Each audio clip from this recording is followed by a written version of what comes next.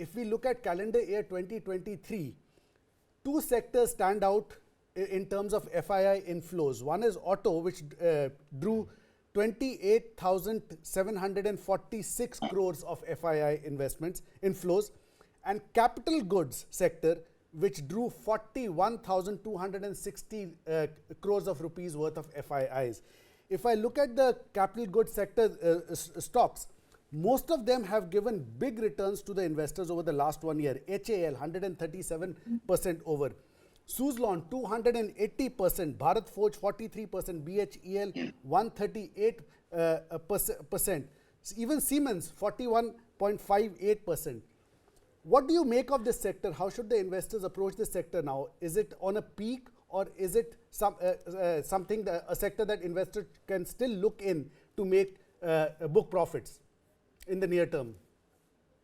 So I think my guess is that capital goods sector will still continue to be positive, and I think broadly, despite the fact that stock prices have jumped significantly, these you've got to have a selective approach. Like we have been very positive on Larsen and Toubro. We believe that the company has a 18 to 24 month kind of revenue visibility. Order book has become extremely strong.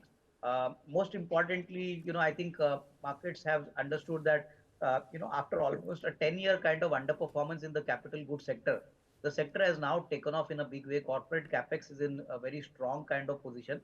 The government is also focusing on a lot of infrastructure projects, and this is going to continue in the coming year. Possibly once the new government is in place, we'll see a budget which is going to focus largely on infra, domestic manufacturing.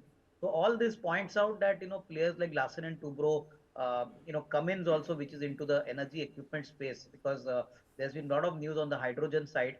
My sense is that once elections are over, a proper hydrogen policy will be rolled out, and that would benefit players like even Cummins.